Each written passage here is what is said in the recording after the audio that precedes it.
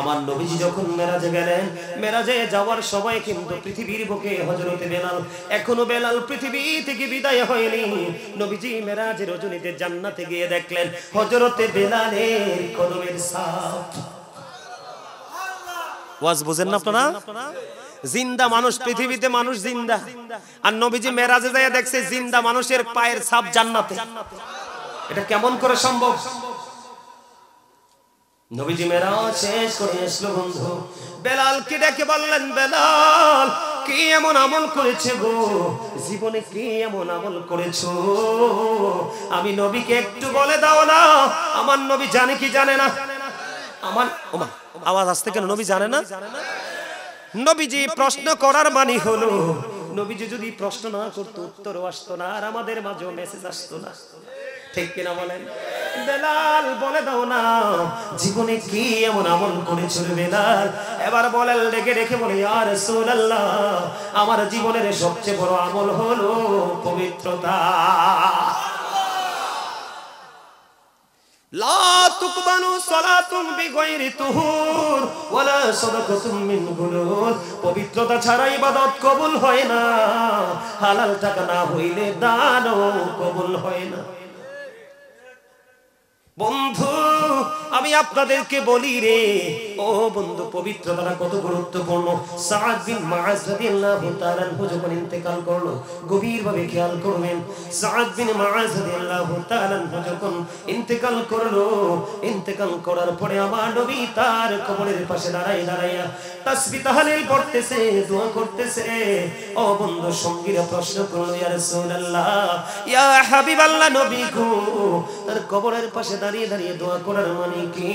আমার নবীজি বললেন, সাদ বিন মুআজ রাদিয়াল্লাহু তাআলা আনহু ওনার জীবনে এত বেশি নেক আমল করেছে, এত বেশি ইবাদত করেছে, এত বেশি আল্লাহওয়ালা ছিল রে, যার জানাজায় ৭০,০০০ ফেরেশতা অংশগ্রহণ করেছে। ইয়া রাসূলুল্লাহ, ইয়া হাবিবাল্লাহ, নবী গো, যার জানাজায় ৭০,০০০ ফেরেশতা জানাজায় অংশগ্রহণ করে গো, তারপরেও কি তার কবরের পাশে দাঁড়িয়ে দাঁড়িয়ে আপনার মতো নবী সরকারে মদিনা তাসবিহ তাহলিল পাঠ করতে হয়? আমার নবীজি বলেছে তার কবরের মধ্যে আযাবের সম্ভাবনা রয়েছে। ইয়া রাসূলুল্লাহ, কেন গো? সে আমল করেছে ঠিকই, কিন্তু প্রস্রাব করার পরে ভালো করে পবিত্র হতো না। বর্তমান প্রেক্ষাপটে জিন্স প্যান্টের অভিশাপের শেষ নাই। দাদা ভাই, আপনি দেখেছেন কিনা জানি না, আপনারা যারা মুরব্বী আমার বাবা চাচার আছেন দেখেছেন কিনা জানি না, আমার চোখে অসংখ্য বার দেখেছি ছেলেরা দাঁড়িয়ে দাঁড়িয়ে প্রস্রাব করে দেয়। দেখলে মনে হয় কোন হিন্দুর বাচ্চা যেন প্রস্রাব করে। নাউজুবিল্লাহ বলেন না, কথাকে ঠিক বলছি কিনা? কারণ সে বসতে পারবে না। কেমন করে বসবে রে? এই পেন তো তাকে বসতে দেয় না। এটা এমন একটা অভিশপ্ত পেন, এই পেনটা তাকে বসতে দেয় না। এই দিক দিয়ে বন্ধু লজ্জাস্থানটাকে ওপেনিং করে দিল, সামনে দিয়ে পিছনের দিক দিয়ে লজ্জাস্থানটাকে ওপেনিং করে দিল, আরেক দিক দিয়ে একটু বেশি টাইট হয়ে গেল, বসতে পারে না। স্কিনের মধ্যে বন্ধু কি করে প্রেসার পড়ে, ঠিক কিনা বলেন? জয় কন্যা নাউজুবিল্লাহ। আমি বলবো যুবক, আমি তোমাদেরকে বলবো, জুম্মার দিনে তোমরা দেরি করে যাও। অনেক সময় যখন মিম্বরে দাঁড়িয়ে খুতবা দিতে থাকি বন্ধু, দেখি দৌড়ে আসি ইস্তেঞ্জা করতে যায়, একটা মিনিট সময় নেয় না, প্রস্রাব করে পানি খরচ করে চলে আসে। আজকে তোমাদেরকে আমি বলে যাই, আগামী দিন থেকে প্রস্রাব করার পরে আগের মতো নয়। আজকে যেইভাবে বলবো এইভাবে তুমি একটু হেঁটে দেখো, এক্সারসাইজ করে দেখো, অনেক সময় পরেও একটা ফোঁটা প্রস্রাব বের হয়ে আসে। টিস্যু নিতে হবে, মাটি নিতে হবে, যেটা তোমার সুবিধা সেটা নিতে হবে, হাঁটাহাঁটি করতে হবে, এক্সারসাইজ করতে হবে। আমি তোমাদেরকে বলি, আখিরি বৈঠকে যদিও তুমি যাইয়া জামাত পাও, তারপরেও তোমার জামাত হয়ে যাবে, কিন্তু পবিত্র অপবিত্র শরীর নিয়ে যদি প্রথম রাকাতেও হাজির হও, তুমি নামাজ পড়েও যেতে হবে জাহান্নামে। আপনি বলেন কোনটা আগে দরকার? পবিত্রতাকে দরকার। নবীজি যেমন করে ওযু করতে শিখাইছে, নবীজি যেমন করে ওযু বানাইতে শিখিয়েছে, সুন্দর করে ওযুটা বানাও। সাক্ষী দাও আল্লাহ ছাড়া কোনো মাবুদ নাই, তিনি একক, তার সাথে কোনো শরীক নাই। আরো সাক্ষী দাও মুহাম্মদ রাসূলুল্লাহ সাল্লাল্লাহু আলাইহি ওয়াসাল্লাম আল্লাহর প্রিয় বান্দা এবং আল্লাহর প্রিয় হাবিব আমার রাসূল বলেছে, এইভাবে যখন তোমরা সাক্ষী দিবা তোমার জন্য কাল হাসুরের দিন 8টা জান্নাতের দরজাই খোলা থাকবে, যেটা দিয়ে মন চায় সেটা দিয়ে ঢুকতে পারবা। পবিত্র হওয়ার দরকার আছে নি? পোশাকের পবিত্রতা, দেহের পবিত্রতা, অন্তরের পবিত্রতা লাগবে বন্ধু। অন্তরের পবিত্রতা লাগবে রে, অন্তরের পবিত্রতা লাগবে। অন্তরের পবিত্রতা ছাড়া তোমার নামাজ গ্রহণযোগ্য হবে না। অন্তরের পবিত্রতা বন্ধু এমন ভাবে করতে হবে, আমরা নামাজে দাঁড়াইবো আল্লাহর দিদারের আশায়, আল্লাহকে খুশি করার আশায়। আপনি যদি নামাজে দাঁড়াইয়া দাঁড়াইয়া চিন্তা করেন অমুক বাড়িতে সুদের টাকা লাগাইছি, নামাজটা পইরে একটু হিমাতাত দিয়ে যাবো, আছে না নাই আমাদের সমাজে? কথা বলেন না কেন? মসজিদে পড়লে আজান সবার আগে যায়, নামাজ শেষে বাইরে এসে সুদের টাকা খায়। ওমা ঠিক কয় না? মিছা কইছি? এখন নামাজি মসজিদের সভাপতি মসজিদের সুদখোর হয়, সেক্রেটারি মসজিদের সিটার হয়, কেশিয়ার মসজিদের ক্যারেক্টারলেস হয়। খেয়াল করে দেখবেন, লাঠির জোরে, কিসের জোরে? সাবধান হতে হবে বন্ধুরে আমার। 10 টাকা হাদিস শরীফের মধ্যে এসেছে, আমার দিকে তাকান। 10টি টাকা বন্ধু আমার দিকে তাকান। মসজিদ নামাজ কেন কবুল হয় না? একদিকে পোশাক শরীয়ত সম্মত নয়, আরেকদিকে পবিত্রতা যথাযথ নয়, আরেকদিকে গায়ে যে জামা লাগাইছি বন্ধু এটা আরো বড় একটা প্রশ্নের কারণ। নবীজি বলেছে 10টি টাকা দিয়ে যদি তুমি জামা বানাও, এর মধ্যে 9টি টাকা তোমার হালাল, 1টি টাকা সুদের হোক, ঘুষের হোক, চুরির হোক, ডাকাতির হোক, মানুষের হক নষ্ট করা 1টি টাকা হোক, এই টাকাটা হারাম। 9 টাকার সাথে 1টি টাকা যুক্ত করে 10 টাকা দিয়ে যদি একটা জামা বানাও, নবীজি বলেছেন কিয়ামত পর্যন্ত নামাজ পড়তে পারবা রে, এই নামাজ তোমার কবুল হবে না। জোরে জোরে বলেন না নাউজুবিল্লাহ। খেয়াল করছেন এই সমস্যাগুলো বন্ধুরে আমার? হযরতে আবু বকর সিদ্দিক এমন একজন সাহাবী, ওনার সাথে ওমরের সমস্ত জীবনের আমল তুলনা করলে আবু বকরের একটা রাতের প্রেম, একটা মুহূর্তের প্রেম এক পাল্লায় তুললে সমান হয় না। নামাজ সম্পর্কে আবু বকরের আদব দেখেন, প্রেম দেখেন, আমাদের ট্রেনিংটা কেমন ভাবে দিলেন। আবু বকর এমন একজন নবী প্রেমিক ছিলেন। একদিন নবীজি দেখতে পাইলেন আবু বকর আল্লাহর পথে খরচ করতে করতে বন্ধু দুস্থ হয়ে গেল, নামাজ পড়ার জন্য পোশাক পর্যন্ত নাই। তিনি কি করলেন বন্ধু? আমার দিকে তাকান যুবক, তোমাদের জন্য বিশেষ করে এই কথাটা বলছি। আবু বকরের জীবনী থেকে তোমাদের ঘরে কত সুন্দর সুন্দর পাঞ্জাবি তাও করে রেখে দাও, জুমার দিনে পড়ো না, বিয়ে বাড়িতে গানের আসরে যাও পাঞ্জাবি পড়ে। আবু বকর কেমন ভাবে নামাজ শিখাইছে তোমাদেরকে, আমাদেরকে দেখো। আজান হয়ে গেছে বন্ধু মসজিদে, নবীজি মসজিদে নামাজের জন্য অপেক্ষা করতেছে, এখনো আবু বকর আসে না। কেন রে আবু বকর আসে না? আবু বকর ওই দিক দিয়ে টেনশনে পড়ে আছে, রে আমার তো জামা নাই, কি করব? জামা কেনার মতো পর্যন্ত টাকা নাই, দিনের জন্য সব কিছু বন্ধ ব্যয় করে দিয়েছে। এমন ত্যাগী একজন সাহাবী, এমন প্রেমিক একজন সাহাবী। আবু বকরের গায়ে ছোট্ট একটা জামা, আবু বকরের গায়ে ছোট্ট একটা জামা, কিন্তু নামাজের জন্য পোশাকের একটা সীমারেখা তো আছে। আবু বকর কি করবে? ঘরের মধ্যে বন্ধু বালিশের গিলাপ আছে, গিলাপ বালিশের কাবার। তিনি কি করলেন বন্ধু? ছিঁড়ে ফেললেন, খেজুর কাটাকে বানাইলেন সুই, আর খেজুর পাতাকে বানাইলেন সুতা। ওই জামার সাথে বালিশের কাবার ছিঁড়ে ছিঁড়ে জোড়া লাগাই রে খেজুর কাটা এবং খেজুর পাতা দিয়া জামা বানাইয়া রেডি করে মসজিদে নামাজ পড়তে গেল। আমার নবী একটা ডাক দিয়ে বললেন, রে আবু বকর, আমি থাকা অবস্থায় এমন অবস্থা, আমি চলে গেলে না জানি কি হবে।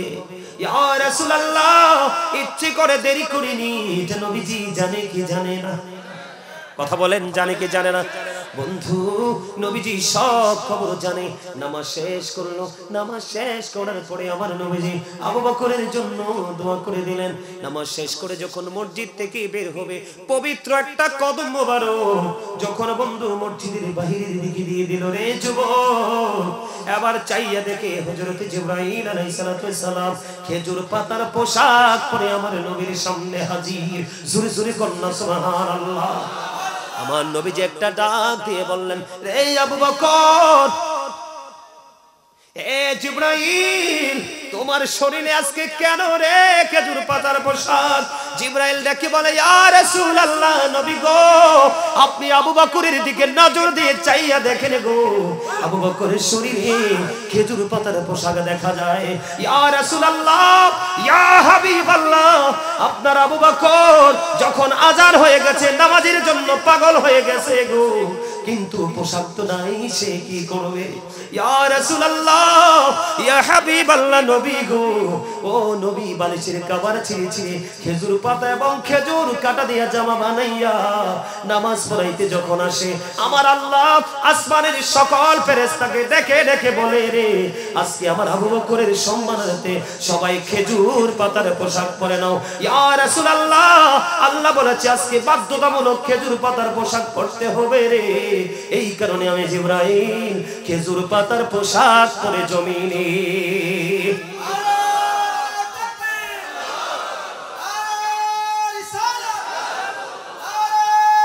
তার পাপ হলো সে ব্যভিচারের মাধ্যমে ব্যভিচার করেছে, ব্যভিচারের মাধ্যমে তার গর্ভে বন্ধু সন্তান চলে আসছে।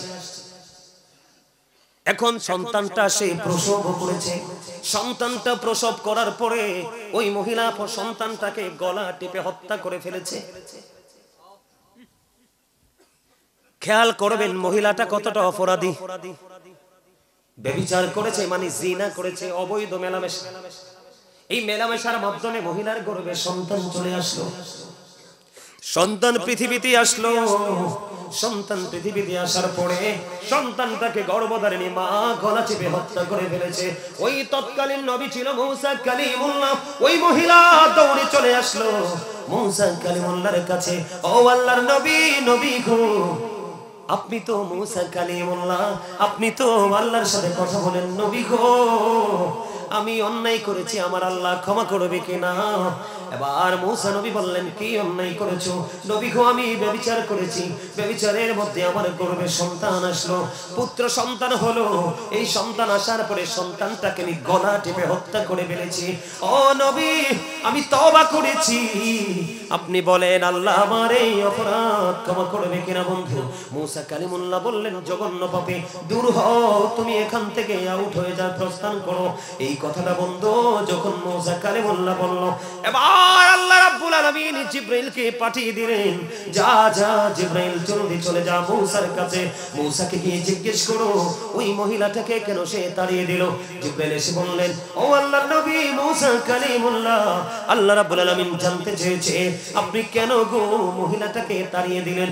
এবার মূসা নবী বলে, ওই মহিলা ব্যভিচার করেছে, সন্তান প্রসব করেছে, নিজ হাতে আবার এই সন্তানটাকে হত্যা করেছে, এত বড় জঘন্য পাপী। এবার ওই জিবরাইল দেখে দেখে বলে, মূসা নবী গো আল্লাহ রাব্বুল আলামিন জানিয়ে দিয়েছে ওই ব্যভিচারিণী, ওই সন্তান হত্যা করনেওয়ালা মহিলার চাইতেও যেই মানুষ ইচ্ছে করে নামাজ ছেড়ে দিবে ওই মহিলার চাইতেও সেই জঘন্য। নাউজুবিল্লাহ বলেন। জিনা করছে, সন্তানকে হত্যা করেছে, ওই মহিলার চাইতে জঘন্য একজন বেনামাজি। বুঝতে পারছেন কি হবে উপায়? উপায় আছে সেদিন? হ্যাঁ আমাদের উপায় আছে। সুন্নাহ মানে কি জানেন? ফরজ বলেন, ওয়াজিব বলেন, সুন্নাত বলেন, নফল বলেন, যেই আমলই করেন রাসূলের দেখানো পন্থায় যদি করতে পারেন তাহলেই আপনি নিজেকে সুন্নি জামাত দাবি করবেন। সুন্নি মানে নবীজিকে দাঁড়াইয়া সালাম দিলেই সুন্নি না, মিলাদ পড়লেই সুন্নি না। এ টু জেড কমপ্লিট যদি আপনি 16 আনা করতে পারেন তাহলে আপনি প্রকৃত সুন্নি। দাদা কি বলেন? কথা কি বুঝতে পারছেন আপনারা? জিবরাইল আলাইহিস সালাম একটানা 30,000 বছর নফল ইবাদত করলো। আমার দিকে তাকান, মজা কি দেখেন, জিবরাইল একটানা 30,000 বছর নফল ইবাদত করলো। আমার আল্লাহ জিবরাইলকে ডেকে ডেকে বলে, রে জিবরাইল, আমি তো তোমাকে নফল ইবাদত করার অর্ডার দেইনি, কেন রে তুমি নফল ইবাদত করেছো? জিবরাইল ডাক দিয়া বলে, মালিক, তুমি আমাকে 600 ডানা দিয়ে সৃষ্টি করেছো, সেটার জন্য শুকরিয়া স্বরূপ 30,000 বছর নফল ইবাদত করলাম। সুবহানাল্লাহ বলেন না। এবার আমার আল্লাহ জিবরাইলকে একটা ডাক দিয়ে বলে, রে জিবরাইল, তুমি সাক্ষী থাকো, আমার হাবিবের উম্মত গুলো, আমার বান্দা গুলো যদি কিছু সময় মোহাব্বত লাগাইয়া নফল ইবাদতের মধ্যে কাটায়, আমি তাদেরকে অদ্বিতীয় জান্নাত দিয়ে পুরস্কৃত করব। তার একটা প্রমাণ হলো বন্ধু, রাতের মধ্যবর্তী নামাজ, তাহাজ্জুদের নামাজ। হাদিস শরীফের মধ্যে এসেছে, দেখেন মজা কত। কাল হাসরের দিন আহ্বানকারী আহ্বান করতে থাকবে, কে রে জীবন দশায় মধ্যবর্তী নামাজ পড়েছো তথা তাহাজ্জুদের নামাজ? আল্লাহ রাসূল বলেছেন, মুষ্টিময় অল্প কিছু মুসল্লি দাঁড়াবে। এই মুসল্লি বন্ধু আমার এই দাদা ভাইদের মধ্যে বেশি হবে, এই যুগের যুবকদের মধ্যে একটাও পাওয়া যাবে না। সাথে যদি পাই 5,000-এর মধ্যে 2-3টা পাবো, 100-র মধ্যে একটাও পাবো না। ও দাদা, চাচা গো, ও আমার দাদি, নানি, খালা, ফুফু গো, হৃদয় থেকে শোনো, আমার নবীজি জানিয়ে দিয়েছে, যখন ডাক দিবে, কে রে তাহাজ্জুদ পড়েছো, দাঁড়াও দাঁড়াও গো।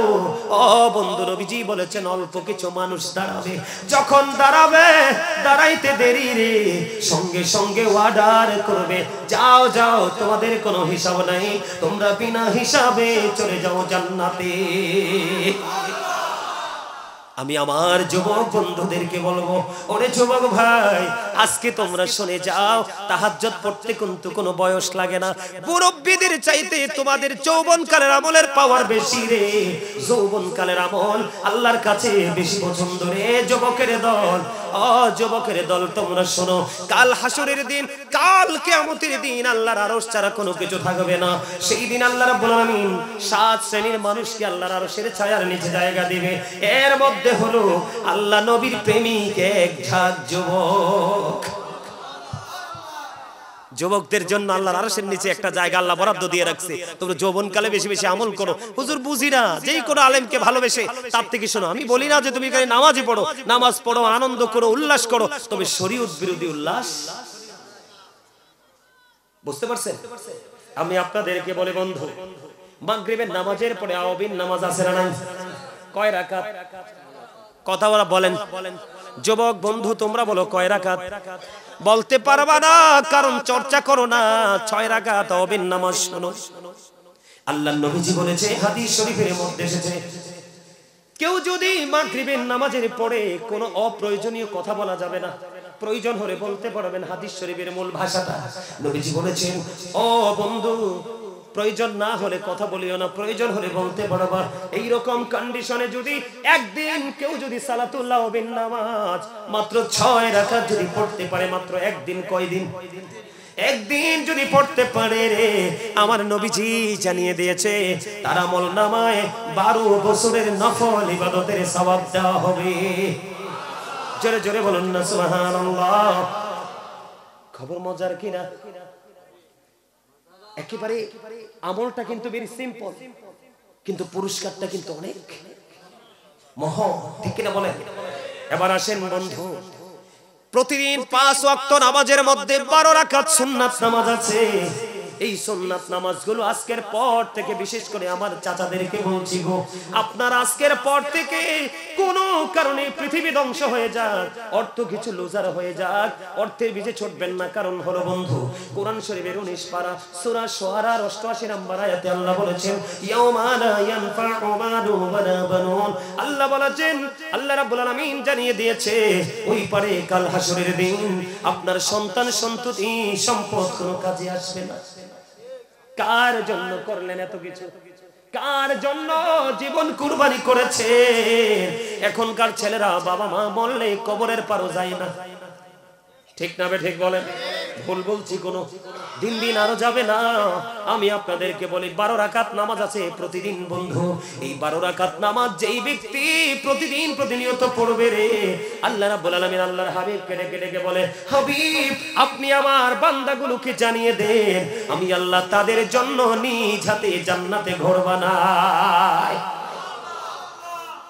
নবীজি জানিয়ে দিয়েছে ওই 12 রাকাত নামাজ হলো বন্ধু আমার দিকে তাকান।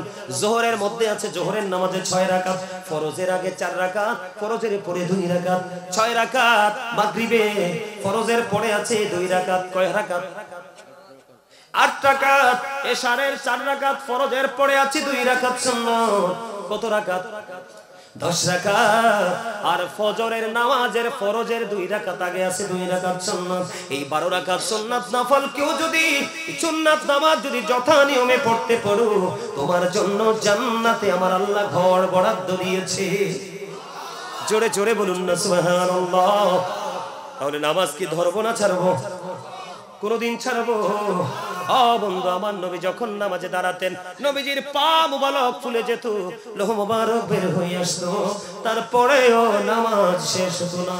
এখন আমাদের ইমাম সাহেব একটু দেরি করে নামাজ পড়লে বন্ধু কত রকমের তর্ক বিতর্ক শুরু হয়। দেরি লম্বা কেরাত পড়ার কারণে ইমাম সাহেবের চাকরি পর্যন্ত চলে যায়, ঠিক কিনা বলেন?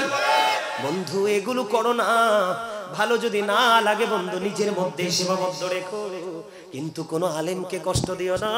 ও বন্ধু, আলেমরা এক একজন যদিও এক এক রকম, সবাই তো এক রকম হয় না, কিন্তু সবার মধ্যে কিছু না কিছু আল্লাহ রাসূলের পাওয়ার প্রত্যাশা বেশি থাকে, ঠিক কিনা বলেন?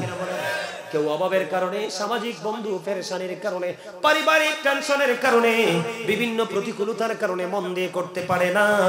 তার মানে এই নয় যে আমরা তার সাথে বেয়াদবি করব। যদি ভালো না লাগে বন্ধু তাকে দূরে সরিয়ে নিবা, তুমি তোমাকে দূরে সরিয়ে নিবা। তারপরেও ঝগড়া ফাসাদ করো না, ইবাদত নিয়ে ঝগড়া করো না, ঠিক কিনা বলেন? ধীরস্থির ভাবে বন্ধু নামাজ পড়বেন, ভদ্রতার সাথে নামাজ পড়বেন, শারীরিক পোশাক হালাল টাকা দিয়ে কিনবেন, সুন্দর করে ওযু বানাইবেন। বিশেষ করে এমন পোশাক পরবেন না যেটা উপর দিয়ে নাভির নিচে, নিচে দিয়ে টাকনোর নিচে, এই পোশাক পরবেন না। নিজেকে কন্ট্রোলিং এর মধ্যে যখন এনে আপনি নামাজ পড়বেন, ওই নামাজ আপনার জন্য অপেক্ষা করবে। জোরে বলুন না সুবহানাল্লাহ।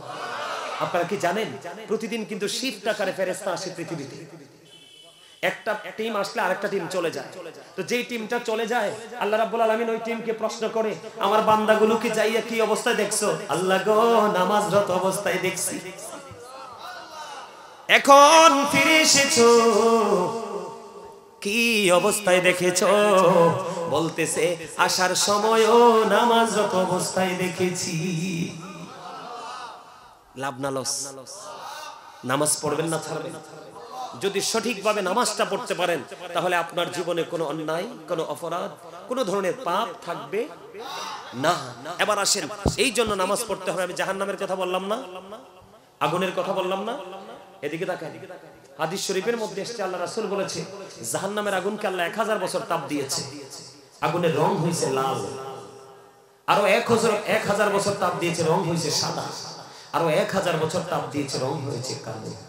এই কালো বর্ণে আগুনটাকে তৈরি করে আল্লাহ আমাদের জন্য, পাপীদের জন্য বরাদ্দ করে রাখছে। আর মানুষ পাপ তখনই বেশি করে যখন সে নামাজ থেকে দূরে থাকে, কারণ নামাজ এমন একটা হাতিয়ার যেটা মানুষকে সকল অপরাধ থেকে বাঁচিয়ে রাখে। সুবহানাল্লাহ বলেন না? জাহান্নামীদের জন্য খাবার বরাদ্দ আছে, কত ভয়ঙ্কর খাবার বলবো বন্ধুরে আমার।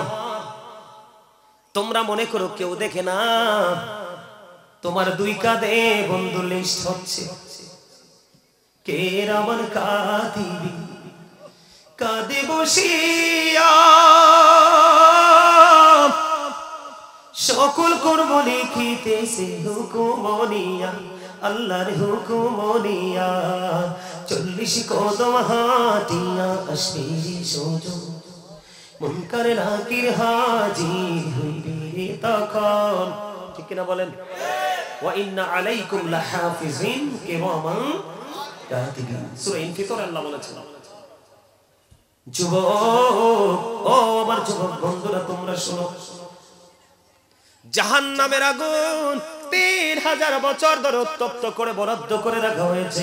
জাহান্নামের সবচেয়ে বেশি কম আযাব হলো বন্ধু আগুনের এক জোড়া জুতা। নাউজুবিল্লাহ বললেন না আপনারা? আগুনের জুতাটা পরাইয়া দিতে দেরি রে, মাথার মগজটা টকবক টকবক করে উঠতে থাকবে রে বন্ধু। দুঃখজনক খবর তোমরা জানো কিনা জানি না, আমার আল্লাহ কোরআনে জানিয়ে দিয়েছে রে। আমার আল্লাহ বলে দিয়েছেন লা ইয়ামুতু people will not die that day. সেদিন মানুষগুলো মরতে পারবে না। আল্লাহ বলেছেন ফিহা ওয়ালা ইয়াহইয়া, people will not be able to live that day। সেদিন মানুষ বাঁচতেও পারবে না। আল্লাহ বলেছেন মা হুমান হাবিয়িন, আল্লাহ বলেছেন people will not be able to escape that day। সেদিন মানুষ সেখান থেকে পালাইতেও পারবে না। আহারে কষ্ট, দুঃখ, কান্না, চিৎকার কে শুনবে রে? ও বন্ধু আগুনের জুতা পরিয়ে দেওয়া হবে, জাহান্নামীরা পেটের খিদায় বন্ধু অস্থির হয়ে যাবে। আল্লাহ বলেছে তোমাদের জন্য খাবার বরাদ্দ, সেটার নাম হলো বন্ধু জাক্কুম। কোরআনে এসেছে এই জাক্কুম নামক খাবার এই নদী বাজারের জমিনে যদি এই মুহূর্তে একটা ফোঁটা পড়ে, গোটা পৃথিবীর মাটি, শুধু বাংলাদেশের মাটি নয়, গোটা পৃথিবীর মাটি তাৎক্ষণিকভাবে বন্ধু বিষাক্ত হয়ে যাবে। এই পৃথিবীতে কোনোদিন কোনো শস্য জন্ম হবে না, এই পৃথিবীতে কোনো ফসল জন্ম হবে না। ফসল যদি জন্ম না হয়, এই পৃথিবীতে শ্রেষ্ঠ সৃষ্টি হলো মানুষ, আশরাফুল মাখলুকাত, মানুষও বাঁচতে পারবে না।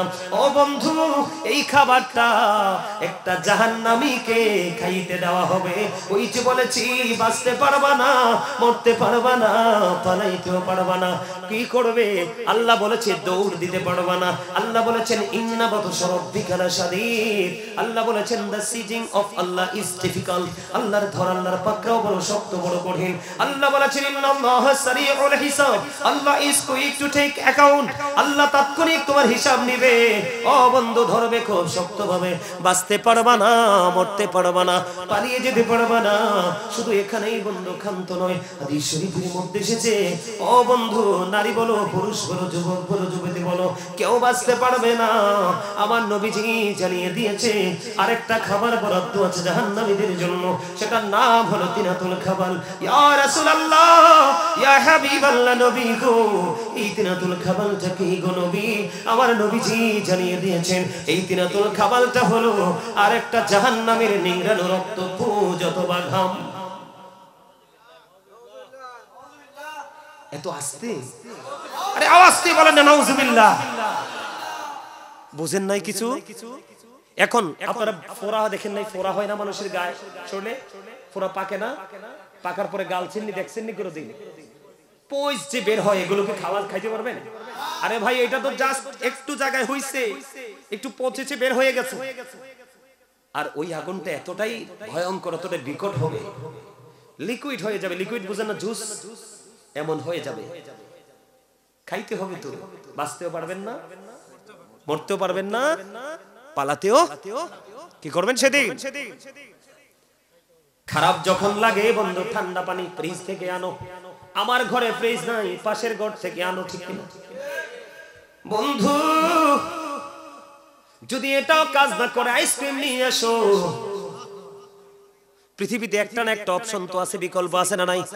এরে যুবক তোমাদেরকে নিয়ে বেশি ভয়, কারণ তোরা ইসলাম থেকে দূরে চলে গেছো। তোমরা বেঈমান কাফিরদেরকে ফলো করছো, বিভিন্ন স্টারদেরকে ফলো করছো। সৃষ্টি জগতের শ্রেষ্ঠ স্টার হলো তোমার আমার প্রাণের নবী, ঠিক না? ফলো করবো কাকে? রাসূলকে। পানির যখন তৃষ্ণা লাগবে রে, জাহান্নামীদের যখন পানির তৃষ্ণা লাগবে, আল্লাহ নবীজি জানিয়ে দিয়েছে তোমাদের জন্য পানিও বরাদ্দ আছে। এই পানিটা এতটা গরম, এত উত্তপ্ত, হাদিস শরীফের মধ্যে এসেছে মাথা দিয়ে বন্ধু ঢেলে দেওয়া হবে। মাথা দিয়ে ঢালতে দেরি রে, ও বন্ধু, এটা সঙ্গে সঙ্গে পেটের মধ্যে ঢুকবে, 2 রানের মধ্যখান দিয়ে লিকুইড হয়ে গলে গলে বের হবে। কে দেখবে রে সেদিন কান্না, কে শুনবে সেদিন কান্না বন্ধু? কে হবে তোমার বিপদের দিনের সাথী রে? পৃথিবীর বুকে বন্ধু বান্ধবের কোনো অভাব হয় না, ওই দিন কোনো বন্ধু খুঁজে পাবা না। কারণ আল্লাহ রাব্বুল আলামিন জানিয়ে দিয়েছে, ইন্নাল্লাহা লা ইয়াজলিমুন নাসা শাইয়্যা ওয়ালাকিন্নান নাসা আনফুসাহুম ইয়াজলিমুন। আল্লাহ বলেছে কুরআনে সূরা ইউনূসের 44 নম্বর আয়াতে আল্লাহ বলেছেন, আল্লাহ বান্দার উপর অত্যাচার করে না, বান্দা নিজে নিজের উপর অত্যাচার করে। আল্লাহ বলেছেন, আল্লাহু লা ইউহিব্বুজ জালিমিন। আল্লাহ বলেছে জালেমদেরকে আল্লাহ পছন্দ করে না, ভালোবাসে না। আল্লাহ বলেছেন, ওয়ালিজ জালিমিনা মিন আনসার। জালেমরা যখন বিপদে পড়ে, অত্যাচারীরা যখন বিপদে পড়ে, আমার আল্লাহ তাদের জন্য কোনো সাহায্যকারীও রাখে না। কই যাবে, কোথায় যাব বলে? রাস্তা আছে? ওই দিক দিয়ে শুনলাম বাঁচারও সুযোগ নাই, মরারও সুযোগ নাই, পালাবারও। আবার আল্লাহ নাকি ধরবেও খুব শক্ত পাবে। আবার এদিক দিয়ে খবর পেলাম কি, আল্লাহ কারো উপর অত্যাচার করে না, বান্দা নিজে নিজের উপর অত্যাচার করে। যারা অত্যাচার করে আল্লাহ অত্যাচারীকে ভালো, তারা যখন বিপদে পড়ে আল্লাহ তাদের জন্য কোনো সাহায্যকারীও কি করবেন সেদিন? প্রত্যেকের কবর থেকে হাসরের মাঠ 50,000 বছরের রাস্তা হবে, পার হবেন কেমনে?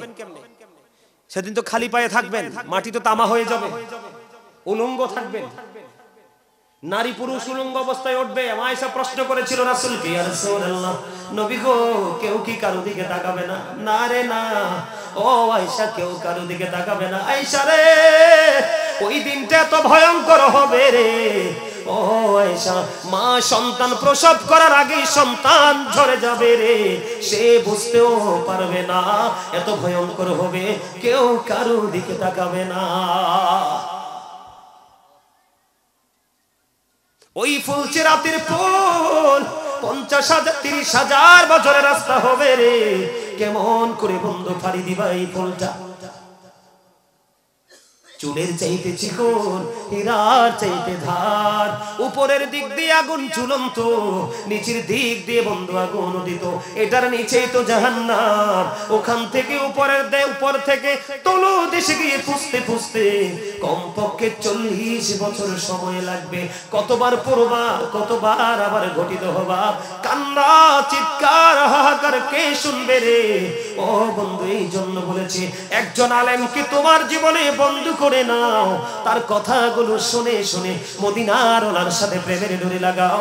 আমার আল্লাহ ডেকে বলে, হাবিব, আপনাকে যদি রাজি করতে পারে গো, আমি আল্লাহ অটোই তার হয়ে যাই।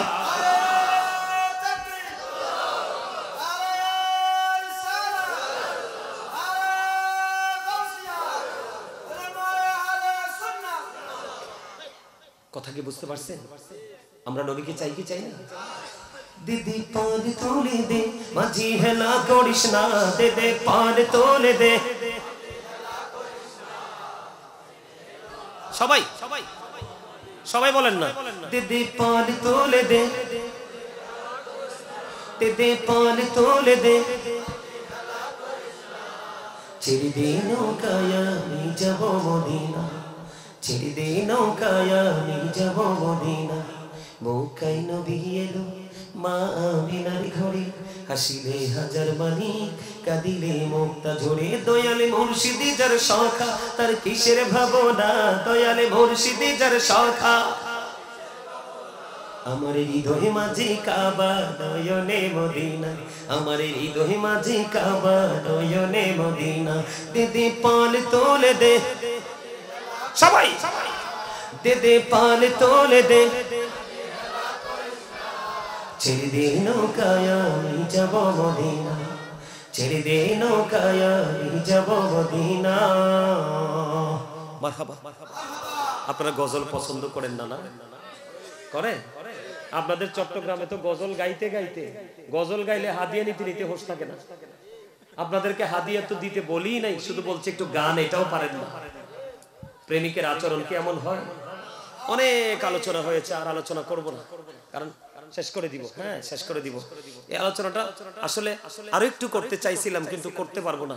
প্রতিদিন প্রোগ্রাম অনেক দূর পাড়ি দিয়ে যাইতে হবে, যাইতে যাইতে সকাল হবে। আবার আগামীকালকে প্রোগ্রামে যাইতে হবে। আসলে আমাদের প্রেসারের শেষ নাই।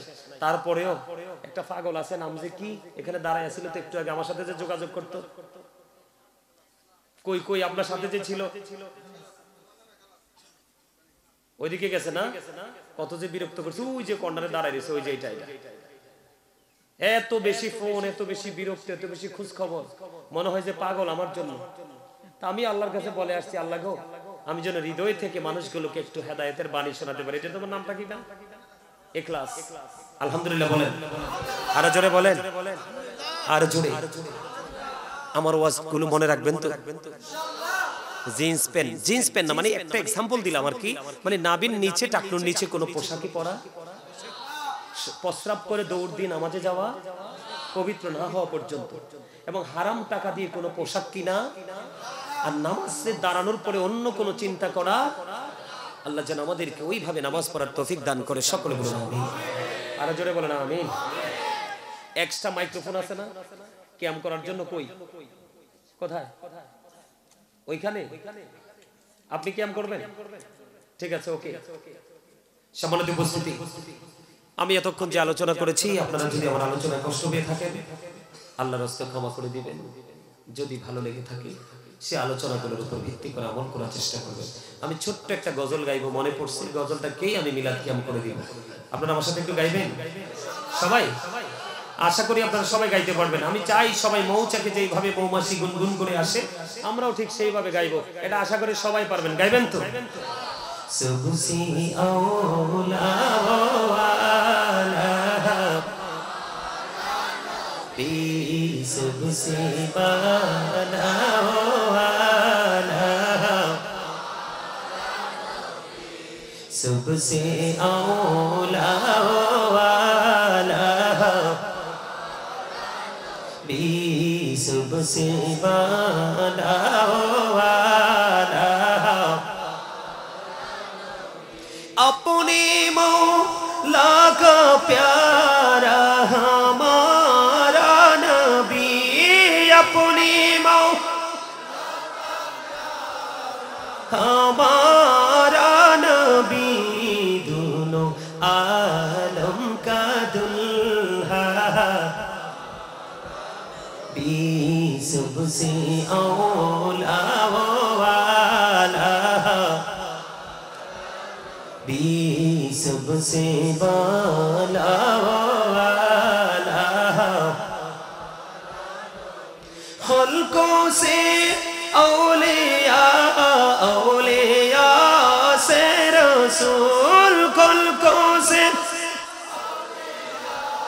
औलिया से रसूल, रसूलों से आला हमारा नबी, सबसे औला वाला नबी, सबसे बाला हमारा नबी। মারহাবা। আরো জোরে বলেন মারহাবা। ভালো লাগছে না? লাগছে? সবাই দোয়া করবেন না আমার জন্য?